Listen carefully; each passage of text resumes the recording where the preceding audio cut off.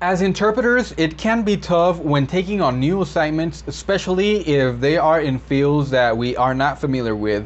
That's why I've made this list of 17 must-know parent-teacher meeting general school vocabulary terms in hopes to shed a little bit of light into this field.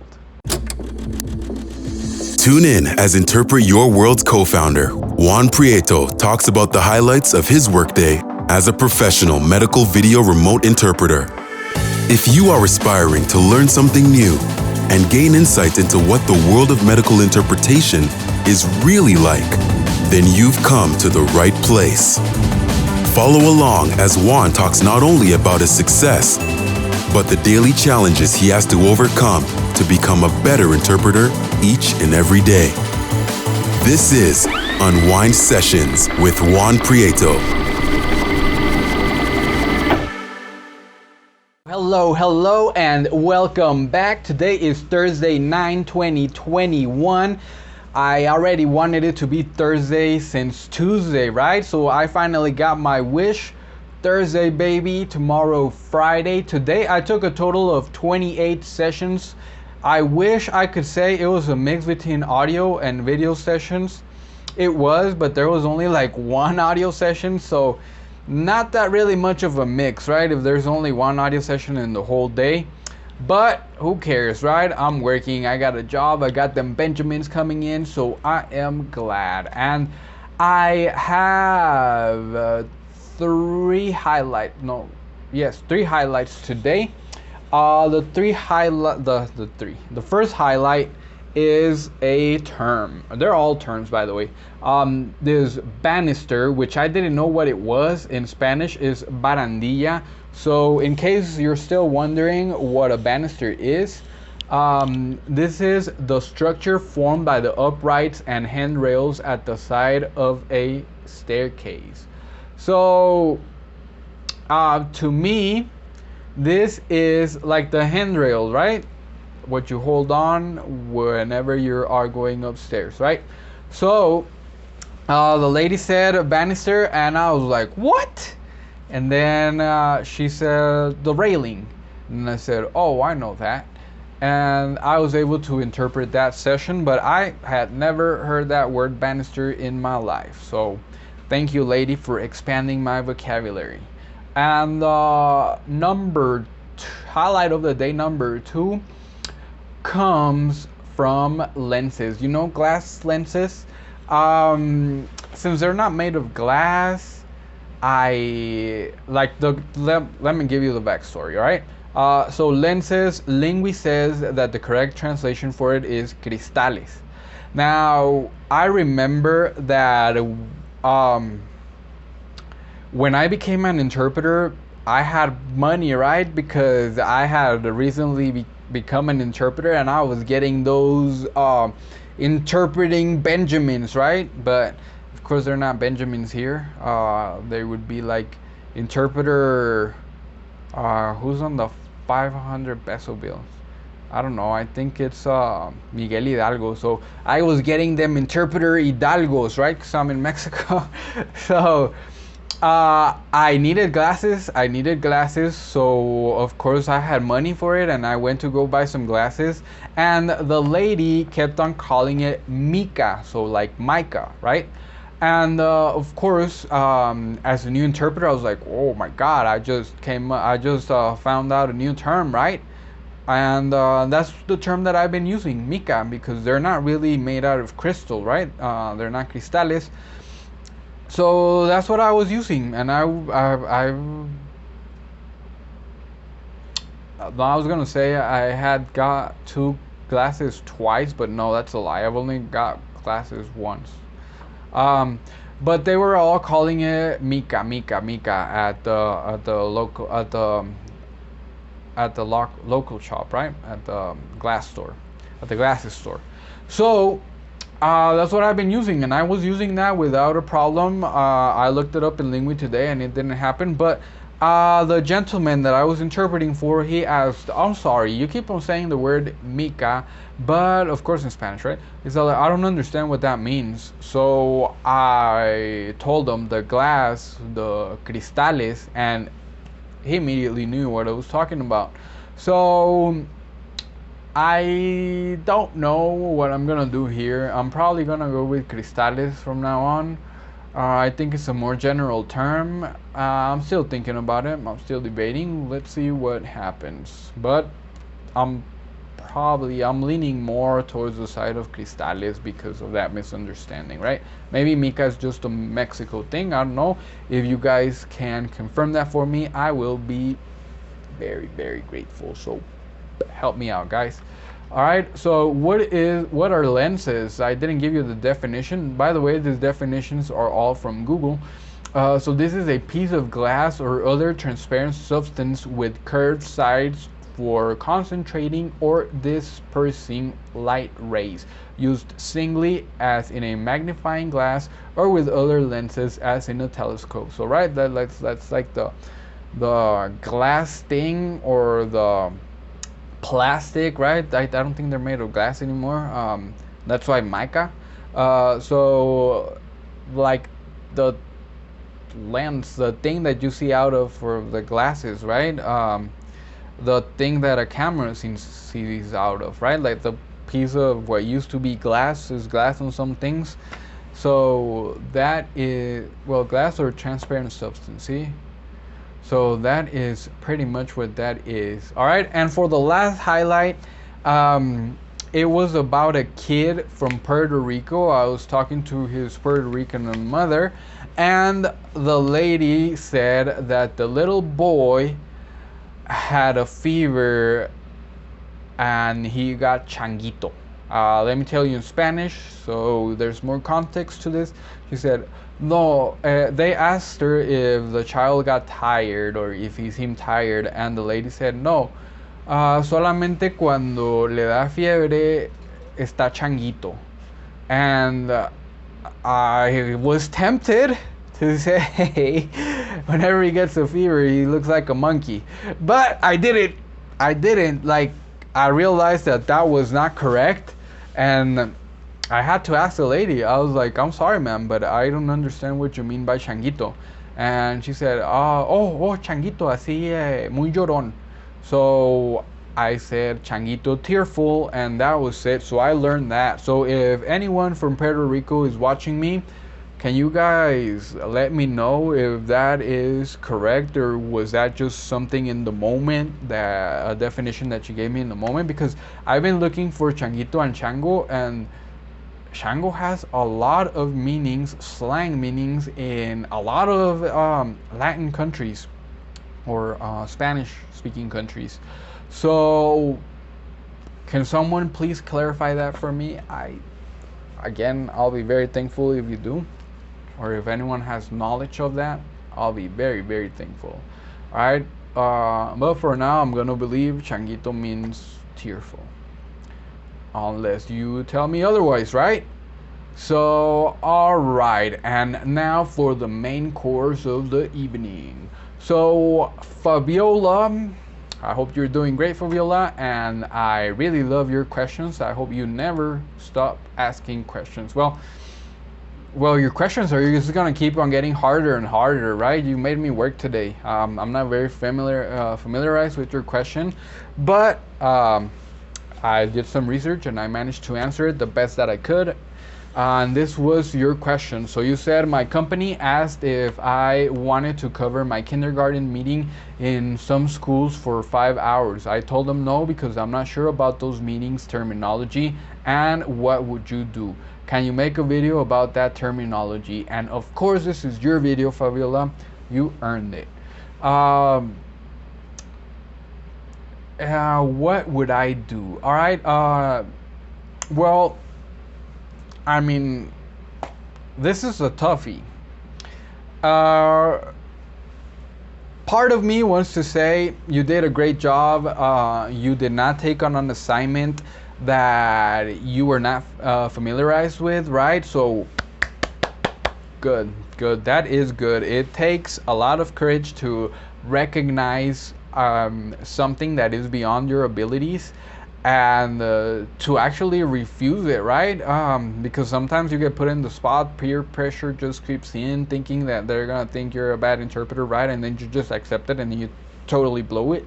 So you did good. You did good in accepting it. What would I have done? I don't know. Let me tell you a really quick story.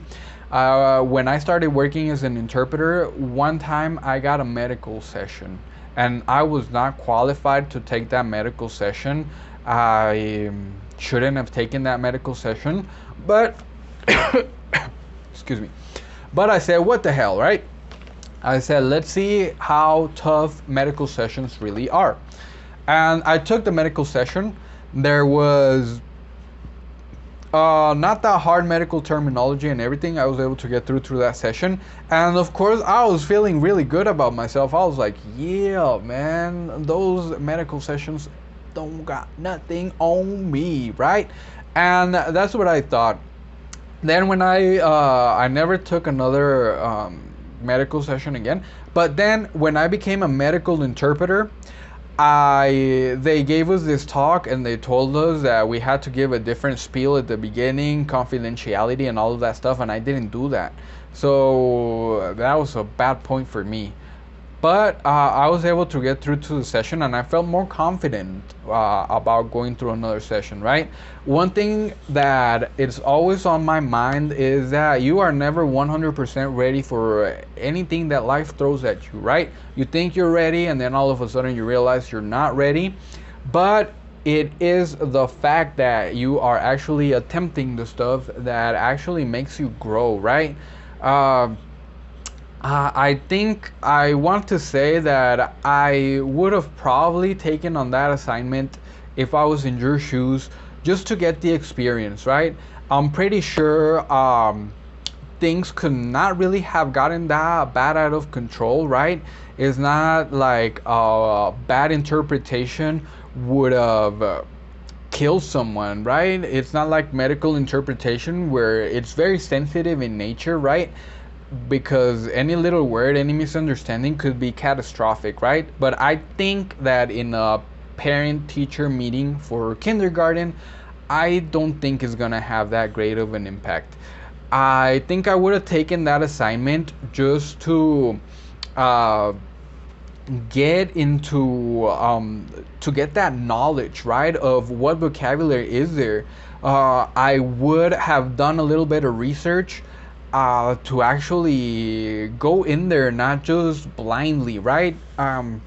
I would have done some research and I would have accepted it. I would have accepted it. I'm that type of person that if I want to learn how to swim, I'm gonna jump into the deep end, right? And I think you did good in not accepting it. Of course, I always say if something is beyond your ability, don't accept it, right? And I always preach that.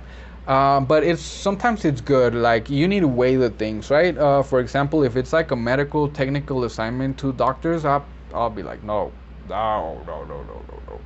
But if it was that kindergarten, and I've taken kindergarten, and honestly, they never prepared us for kindergarten or for school sessions, IEP meetings or anything like that. They just threw us out there. They just said, go, learn how to swim, and they just threw us in the middle of the ocean, right? So I think those sessions, if you would have been there, you would have had the experience and it would have been good for you. I'm pretty sure if you ever would have got stuck in a word or something, you could have always just asked for the definition. You could have always asked for a different word, right? And it's pretty much basic vocabulary. There is some tricky vocabulary which I will get into right now. But yeah, I mean, honestly, I think you did good and I applaud you. It takes courage to actually say no to a job because we all need money, right? So you did good. You did good. But do keep that in mind. I mean, taking on new assignments, just weigh that in. Like, if I mess up in this assignment, how catastrophic are going to be the effects, right? For example, if you mess up big time on medical session, it's gonna be bad, right? If you mess up big time on a business deal, it's gonna be bad, right? If you mess up big time on a kindergarten parent teacher meeting, it's gonna look bad, but like you're not going to really be affecting somebody's life that bad, right? So I say take the assignment. Of course, if you don't feel comfortable, you did the right thing. You did the right thing. But if I was in your shoes, I would have taken the assignment. I would have probably looked up all the information that I could, right, on the parent teacher kindergarten meetings. And I don't know, maybe you could have, if you're there in person, you could have probably got there before, and you could have asked the teachers, could you guys give me like a list of words that we're gonna be using or stuff, and they will gladly give it to you because they want you to do a good job as well. You're their voice, right? So, I mean, there's a lot of ways this could have gone. I would have definitely taken the job. Not to say that, once again, not to say that you did wrong in taking the job. I think you did very good in not taking the job. You did bad in not taking the job. I'm sorry. I got all confused there. You did good in not taking the job because you didn't feel ready, and that's perfectly fine. But do keep in mind that, I mean, you could have just like probably prepared a little bit, and you could have gone for it, right? You could have just gone for it to see what those sessions, what vocabulary words that was gonna bring, right? And I'm not sure, but maybe as in person, maybe if there were some things you could have asked them later, right? Could you give me a sheet where I can see what you talk about? That way you can get more vocabulary. So, I mean, of course, I'm just guessing here, right? We don't know how that school was, right? You didn't go, you don't know. So, but yeah, just in the future, I would say weigh your assignments and decide, right? Like you probably did. That's why you didn't take the assignment. So you did well. So, and yeah, one more thing is you should always just think about what you would do as an individual, right? Because we're all different. So now that I've said that, I had to look up a lot of words, and by the experience that I've had from parent school teacher meetings, I was able to do a list of words that you might already know, but some words that come up that are tricky, okay? What did I base myself on? Whenever they need to speak to the parents, they are usually going to do some sort of a review, right? They are going to review like how the child is doing, right? Performance. So this list is very, very heavy and pondered as a list of words that are going to come out in like a review parent teacher meeting. They are going to talk about the child's performance, okay? Just to keep that in mind. And I'm gonna include down here some links to some lists that I used to make this list. The first one I used, and the second one I'm gonna tell you why I think it's good. Alright, so the first one is very, very good, is the edglossary.org. Alright, that one is very, very good. Go ahead and give it a look. It's not just kindergarten. I didn't want to just limit it to kindergarten because I'm pretty sure all of these things are reviewed up all the way through high school, right? Kindergarten through high school. But I did keep it simple, except for one term, which I'll let you guys know. All right, and the next one is from transunit.net. I think that one is very good because I think it's a list that was made by interpreters, and you are going to have to look at that list. It's not perfect. I saw a lot of mistakes. It's not perfect, but it gives you an idea of things that other interpreters have struggled on. I think that's it. It gave me that impression. So there's gonna be a lot of phrases that are there that are a little tricky, and it'll be good for you to know those terms, phrases, all of that stuff. You'll see what I mean when you have a look at it. All right, so let's get started today with this 17 must-know parent-teacher meeting general school vocabulary terms. All of the definitions were obtained from Google. Just I put the word and definition. All right, so for word number 1, this is worksheet. This is hoja de trabajo in Spanish. And worksheet is a paper listing questions or tasks for students, right? I'm pretty sure you know what a worksheet is. That is the piece of paper that they give a child, or a student I should say, and they tell them, all right, this is what you're gonna work on. Please, all of your answers in this sheet and this sheet only, and this is what you're gonna turn in. All right. Number 2, assignments. Tareas. So an assignment is a task or piece of work assigned to someone as a part of a job or course of study, right? For example, they tell you today's assignment is going to be kindergarten, the color red. We gotta think up of things that are red in color, right?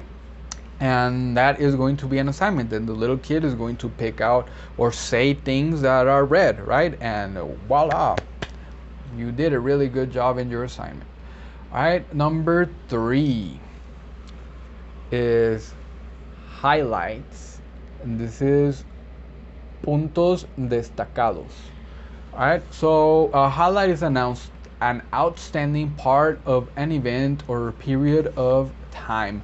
So like highlights here, like the highlights that I give you guys here, is just things that are outstanding, like the definition said, but they are just like things that meet a certain criteria that make them stand out from the rest of the things, right? For example, the highlights that I gave today were those 3 words, right? Those, out of my whole day, those 3 words were things that I didn't know, new stuff, right? So that was my highlights as stuff that I'm gonna show you.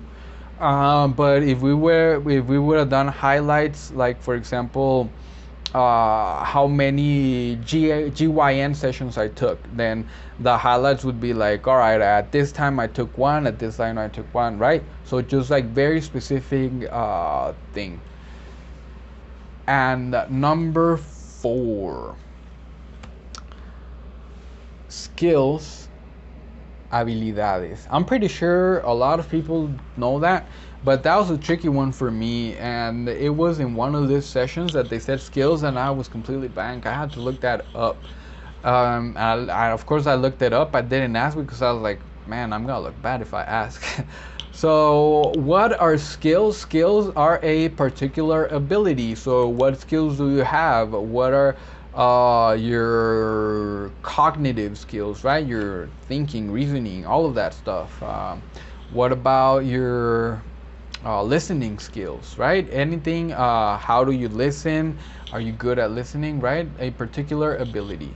All right, so number 5 is insight and conocimiento. This was another tricky one for me. That's why I included it on the list. And insight is the capacity to gain an accurate and deep intuitive understanding of a person or a thing. So conocimiento. So like the insight, like I told you guys on the opening, right? I think I said or I thought it. I'm gonna give you some insight, right, onto some words that you must know, right? So I'm gonna give you my knowledge. I'm gonna give you my understanding of this, right? I'm gonna share my experience. So insight. Number 6, performance, desempeño. And man, this one was a tricky one for me. When they said performance, the only thing that I could think is actuación, and of course that's performance as well, but that's more like a performance in a theater, not performance in school. So, performance is an action, task, or operation seen in terms of how successfully it is performed. All right, so they are going to, when the child does a task, right? We've all been to school. I hope we've all been to school. Um, so whenever they do, they grade you, right? They grade you on every task, every action, and everything. They're just grading you. So depending on how you did, that is going to be your performance. Number 7, language arts. And this is artes del lenguaje. I included this one because this one was tricky, and I know that this one is not like generalized, right? This is more for like middle school and elementary school, not very kindergarten like. But uh, this is a tricky one and a tough one. When they said language arts, I was like, oh man, how do you say that in Spanish, right? And artes del lenguaje, but English language arts. So I was like, I don't know. So I had to look that one up. So language arts is the study of grammar, composition, spelling, and sometimes public speaking, typically thought, typically taught as a single subject in elementary and in middle school. All right, so this is just basic English class. They teach you all of that stuff.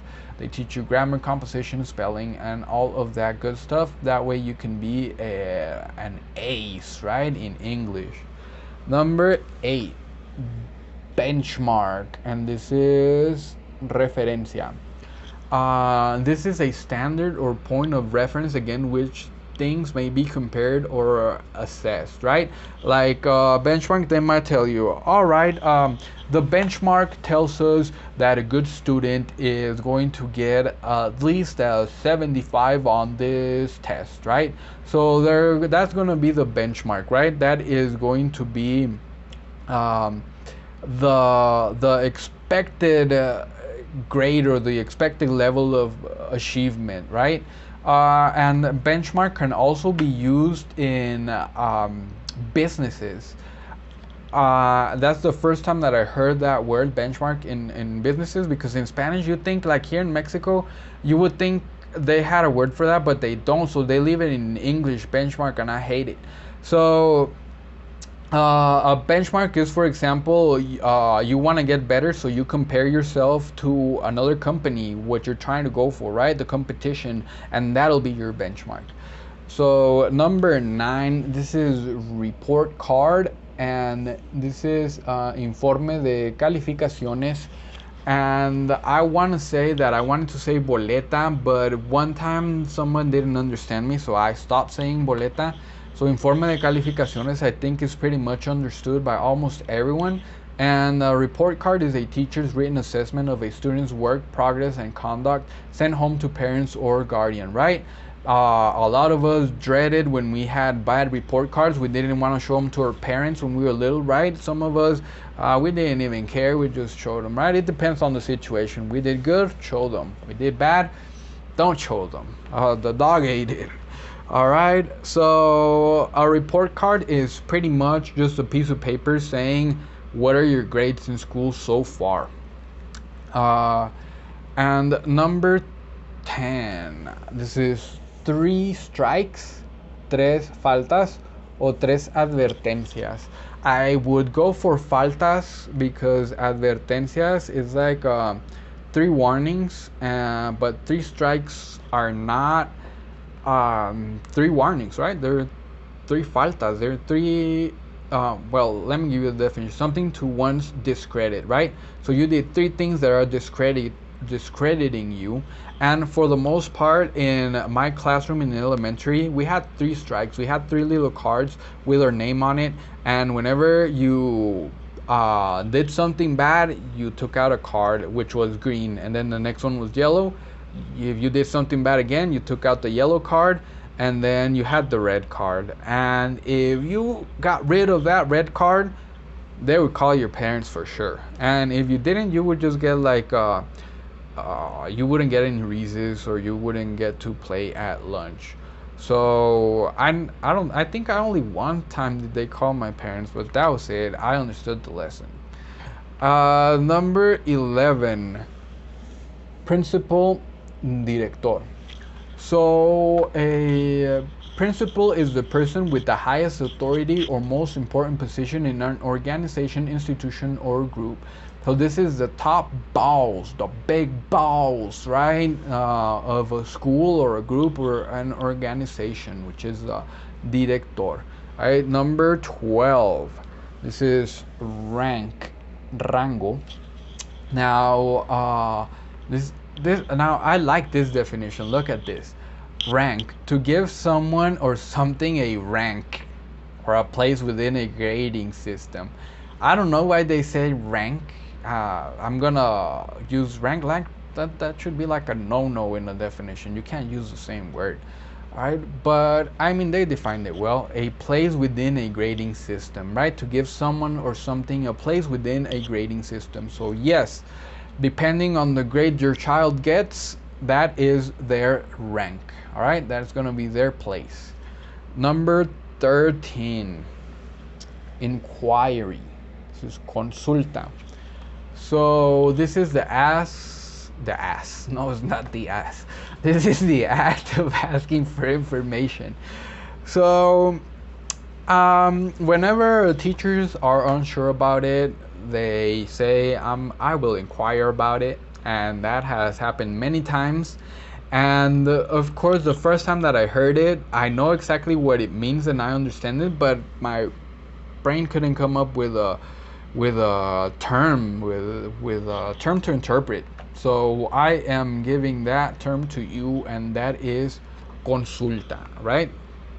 Because they're gonna do a consulta, an inquiry, with the parents, and they're gonna ask them about, so why is Tommy not bringing his lunch to school? No, right? That's here in Mexico. They don't give lunch to school in Mexico. So over there, it'll be something different. Why is Tommy not bringing the money for his school lunch? I would like to inquire about that, right? And then the mom's like, oh, well, we forgot to fill out the application for the free sack lunch. Or not for the free sack lunch, the free lunch, right? I remember one time my mom forgot, like she completely forgot about it, and then I couldn't eat that day, and I felt very bad, and they called her in, and then she had to fill out that application, and it wasn't even a free lunch for her. Then sometimes she forgot to give me money, and then sometimes I forgot to ask, so it was bad sometimes, but thankfully I was able to get by. A little hungry, but bye. Nah, just kidding. But yeah, she did forget sometimes, and so did I. But I was a little kid. Come on. Number 14. Standards. Estándares. So this is a required or agreed level of quality or attainment, right? For example, this is the standard test. This is the test that we give to all of the children, unless they have special need or special need. Like if it's a blind child, of course they're not going to be able to give them a standard test, right? It might be the standard information in the test, but it'll be a what do you call it? A braille test. Again, if it's a child that maybe needs more time, right? They'll give him the standard test, but they'll give him special things to do, right?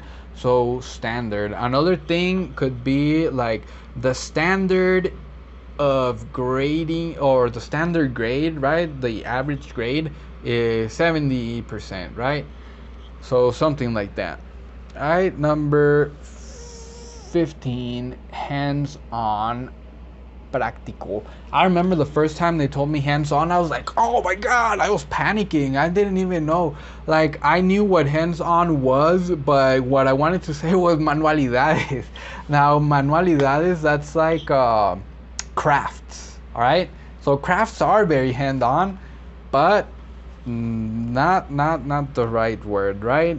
So it's practical.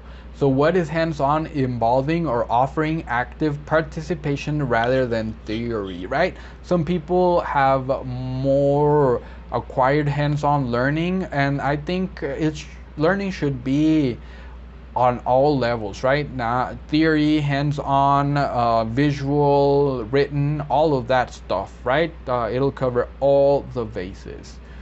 But some people just learn more from hands-on. I know I do. Let's get to number 16. Proficiency, competencia. So this is a high degree of competence or skill expertise. All right. So for example, your child chose proficiency in reading. Your child chose proficiency in being a very good educated boy. I don't know. Just proficiency, right? That means they're very, very good at that certain stuff. Number 17, committee. And this is a comité. This is a group of people appointed for a specific function, typically consisting of members of a larger group, right? And this is a word, committee and council. Those are words that get used a lot in school, right? So a committee is a group of people, like for example, what could be a committee? I haven't even been to school in such a long time. Oh,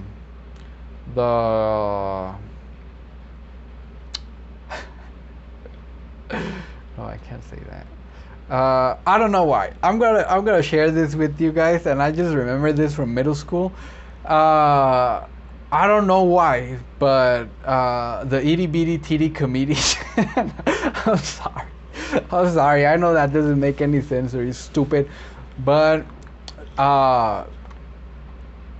we used to joke around middle school like that, the itty bitty titty committee. So you guys can hang me for that. But the committee, what could be a committee? The committee of no, that's a National Honor Society, right? Is that a committee? I don't know, but you guys know, like we've all heard about committees, right? You can just look it up in look it up in Google, man. I can't believe I'm saying that, but I don't know. I really can't think of a committee. I don't know any committee. El comité. Let me see in Spanish. El comité. Well, let me just look that up. Let me just look one up, right? Let's see. A committee.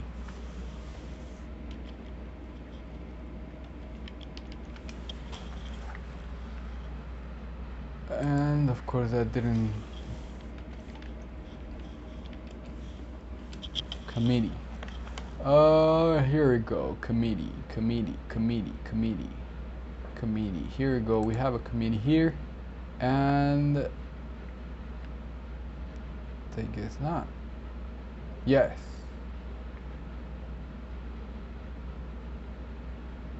Legislative committee rosters. All right, there we go. Right. So yeah. Let's see. Committees. The House committees.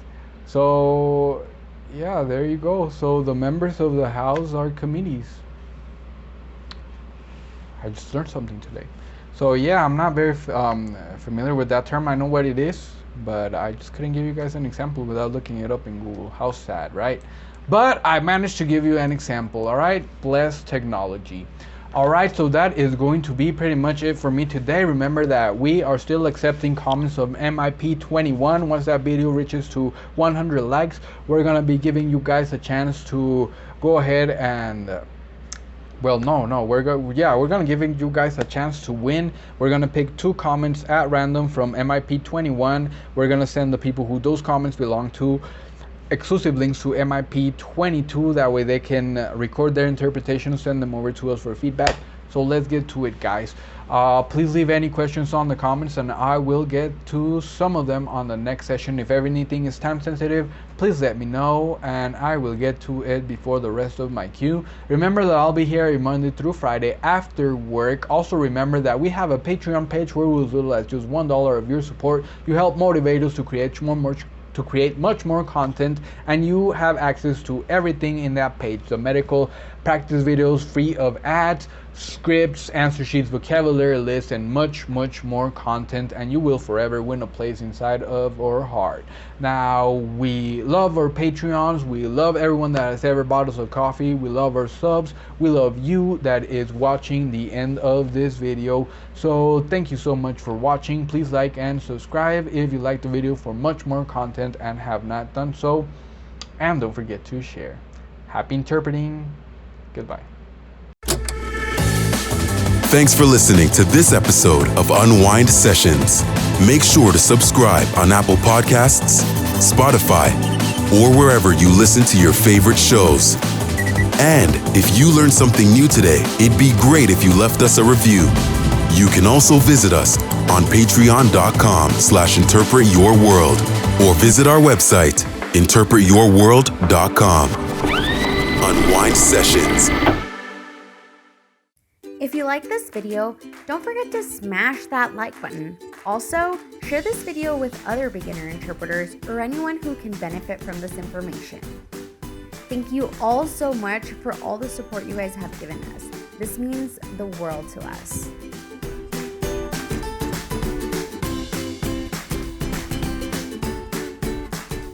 Don't forget, we also have social media. We have a Facebook group and a Facebook page. We also have an Instagram and the one I love the most, TikTok. We just recently got a Buy Me a Coffee, and also, if you guys didn't already know, we do have a Patreon account. If you guys would like to support us a little more, we'd love to have you guys over there. And as always, I will be posting all the links to these pages down below in the description box. Thanks for watching!